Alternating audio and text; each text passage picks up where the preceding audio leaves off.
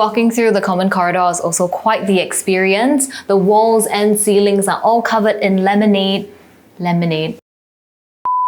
Hey, it's Juliana from Stacked. Today we're back in the central region of Singapore to explore an HDB development in the beautiful Bidadari estate. This estate, which is an HDB cluster in the Toa Payoh town, was designed with the idea of a community in a garden where residents here get to enjoy their day-to-day living in a garden setting. I can also see how priority was placed in providing convenient transport connections while conserving nature and heritage. Today we're going to have a better sense of what it's like living in Bidadari by touring a development here called Alkaff Oasis. So in this development, the HDB blocks are designed to integrate seamlessly with the green spaces, all of which we'll take a look at later. And in the second half of the video, a homeowner is also kind enough to open up their 1,216 square feet 5-room flat for us to take a look, so do hang around for that. But for now, let's begin the tour. As I'm making my way to the drop-off point, let me share with you some background information about this development. Alkaff Oasis is at a junction between Bidadari Park Drive and Alkaff Crescent. It TOP'd in mid-2021 and will MOP in 2026. There are a total of 1,594 units of 2, 3, 4 and 5 room, as well as 3 gen flats that are spread across 16 residential blocks. And the size range from 409 square feet to 1,292 square feet. The architects behind this development is Sabana Jurong, and they are the same architects behind some of the developments that we reviewed in the past, such as Woodlands Glen, Tree Lodge at Punggol, and Casa Clementi. So if you haven't seen those videos, do check them out in our playlist.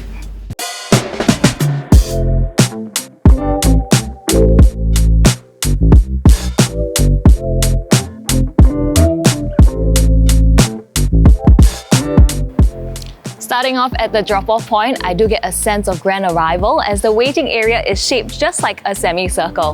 There are a total of 5 different drop-off points in this development, which is great because it is a relatively large one.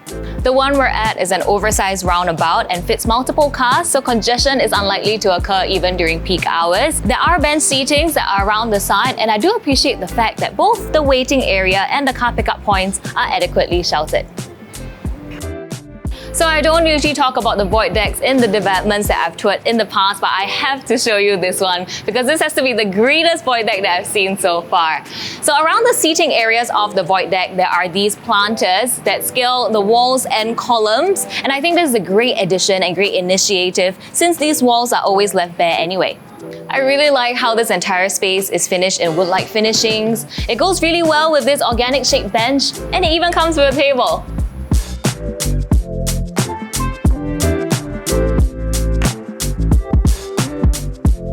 Adjacent to the side of the development that is facing Bidadari Park Drive, we have the Bidadari Greenway, which stretches along the entire estate from Bartley Road to Upper Serangoon Road. So this green connector will eventually lead you to the upcoming Bidadari Park, which is an integrated development with an interchange and beyond. It is amazing how residents can traverse through the full length of the estate while still feeling like you're walking through a park.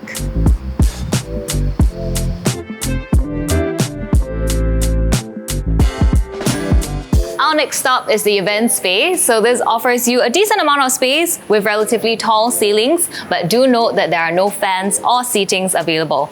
This is just one out of 3 event spaces that are available in this development, with one even situated below ground level, so that offers you more privacy as no units can directly view in. So that's the event space that I was just at, and here we have the multi-story car park. Something I've noticed would be that all 3 event spaces in this development are directly connected to a car park, making it very convenient for you and your guests. I'm now in the middle of the development where you're able to find several facilities at the ground floor of the multi-story car park. So right here we have the hard court where residents are able to carry out different activities such as badminton and sepak takraw. Something else that I really appreciate will be these sheltered seatings where you're able to just take a break between your sets. Something else that I did notice would be that because of the way how the blocks are surrounding this hard court, it does tend to get a little bit echoey. So if you're someone who is a little bit more sensitive to sounds, then that's something that you want to look out for. Right in front of the hard court, we have this fitness corner with equipment I've honestly not seen the likes of before. So these are meant for cardio, strength, and fall-preventing exercises. Further in, there is a playground with swings, climbing, and net structures. And I do like how this setup over here opens up endless possibilities for interaction and play activities for the little ones. Right in front of the playground, we have the childcare center. There are 2 floors that are dedicated to it. However, it does seem like an operator has not yet been appointed at the time of this shoot. So if you notice, this entire area over here is sheltered by the roof garden that's located above the multi-story car park, ensuring that you can use this area rain or shine. And speaking of roof gardens, you'll find that it's an extension of the facilities of what's available here on the ground floor. The multi-story car park occupies the entire middle of the development, and apart from more lush landscaping and green walking paths, you'll also find more fitness corners and a few other playgrounds with different themes such as the honey tree, giant ants, and jellyfish. It is also worth noting that the roof garden serves as a connector to the 16 different blocks located all around the car park, giving residents here an alternative route to get around the development. There is no commercial podium in this development, however, you'll be able to find them in the neighbouring estates such as Alkaff Vista. There you have your essential amenities like your supermarket, clinic, hair salon, food court, and convenience store.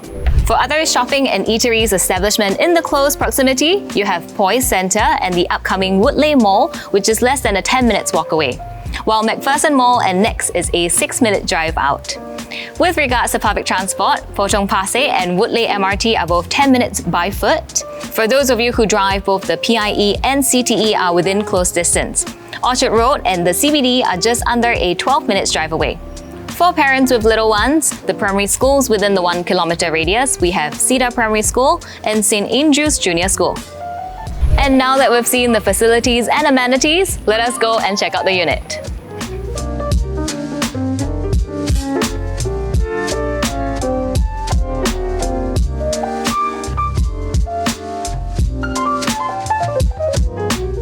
So before we head into the unit, let me share with you a little bit more about the common area of this floor. There are 3 lifts that are serving every floor of this block. And on this floor, there are a total of 10 units, which comprises of 7 4-rooms, 2 5-rooms, and 1 3-gen flat. The lift landing here is wide and there is a decent amount of light that comes in. There's also a decent space between each unit, so there is still a certain level of privacy. But enough of the common areas, let us head into the unit.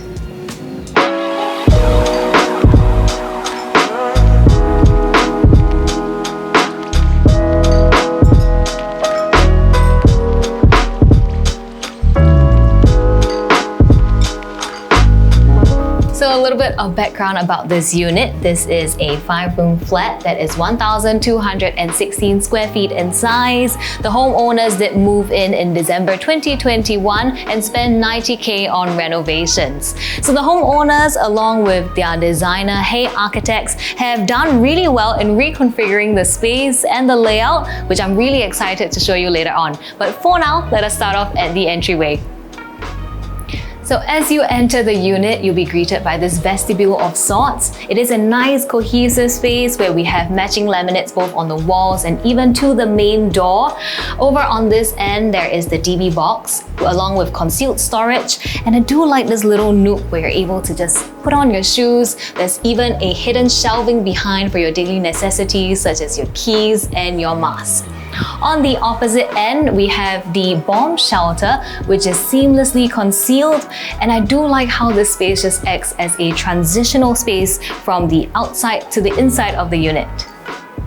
Moving on to the living room, this area is very spacious. It currently fits an oversized 5-seater L-shaped couch, and there's still lots of space around the sides. An interesting take that the homeowner did was also to place their TV on the wall where their windows are, and this really changes the feel of the entire space.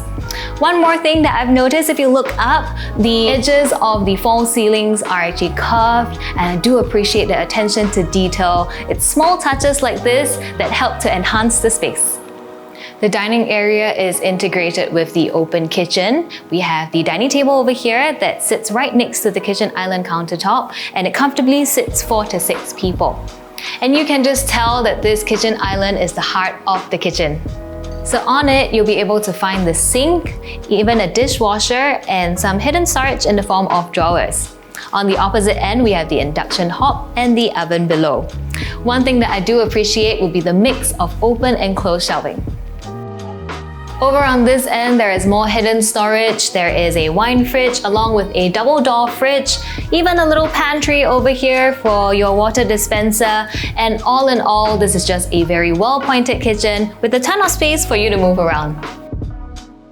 Through these French doors, you'll find the service yard. The entrance of the service yard was relocated to be aligned with the kitchen cabinets. And if you head in, you would see that this is not the widest of spaces, but it is rather deep, allowing you to place your washer and dryer side by side like you see over here. But enough of this space, now let us head in to check out the rooms. This area used to be the common bedroom and it's now a study area, but this small space is so much more than that. Because when you want some privacy, you can always close these sliding doors to make it into a compact room. Furthermore, the homeowners have also catered in for a Murphy bed for when guests stay over. So for a relatively small space, this area definitely does pack a lot of utility. The entrance of common bedroom number 2 was previously located at this corridor but has since been relocated over here. This room is currently a work in progress, but the homeowners have mentioned that they have plans to turn it into a nursery in the future. So we won't be taking a look in here, but there are other places of the house to check out. Walking through the common corridor is really quite the experience. The walls and ceilings are all covered in laminate. And if you check out this area, that is the water heater tank that's actually hidden in the false ceiling. This helps to free up space in the service yard or in the bathrooms. Outside of the common bathroom, they've also managed to carve out a space for display area. Behind this door, you'll find the common bathroom, and you would see that it's of a similar aesthetic to the rest of the house. But what is unique about this bathroom would be the bathroom walls. So you'll see that they are laminates, including those that are in the shower area. The homeowner has mentioned that this is a special waterproof laminate that's imported from Japan, and this is something that I'll definitely consider the next time I'm doing up my bathroom. Moving on to the master bedroom. So the corridor that we saw earlier, it was actually shifted slightly to make more space for these master bedroom wardrobes. This flanks the master bathroom, but that one we'll be taking a look at later. This room is very spacious. It currently fits a king-size bed with more than enough space on both sides for bedside tables, and it definitely seems like a conscious decision on the homeowner's part to flush their bed against the windows, just like what we saw with the TV in the living room. But that being said, let us now take a look at the master bathroom. The master bathroom is separated by these French doors, and you can see that it shares a similar aesthetic to the common bathroom. The only difference would be the vanity and the toilet is on the left, while there is a dedicated shower area on your right. And if you take a look at the ceilings, they are very well designed, really helps to pull the entire space together. This really feels like a hotel bathroom. And all in all, I've noticed how critical lighting is to the design of this home to give it that nice, muted, luxurious ambience. And that's it for this unit. Once again, we'd like to thank the homeowners for allowing us to visit their beautifully designed home. I'll head downstairs now to wrap up this tour. Now that we've seen the unit, we've come to the end of our tour, but before we go, let me wrap up with some of our thoughts about this development as a whole.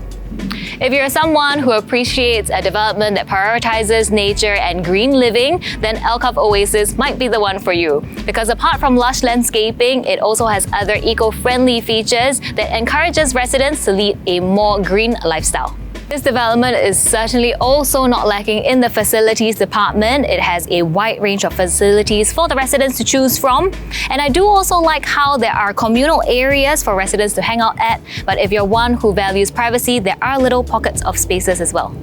If location is of great importance to you, then Alkaff Oasis is located in the central region of Singapore, where most major destinations are less than 15 minutes away. However, as there are quite a number of BTO clusters in the Bidadari estate, this means that there will be stiff competition when it comes to future exit, but it also means that future buyers are spoilt for choice. And as the whole area is still developing, you can expect to be affected by some construction inconvenience and noise. Lastly, this development has a total of 1,594 units. So if you're someone who appreciates exclusivity and a lower unit count, then this development might not be the one for you. For more information, you can read more at our website, that's stackedhomes.com/editorial. And as usual, don't forget to like, subscribe, leave us a comment, and hit that notification bell for updates on future videos. That's all that we have for you today. We'll see you in the next one.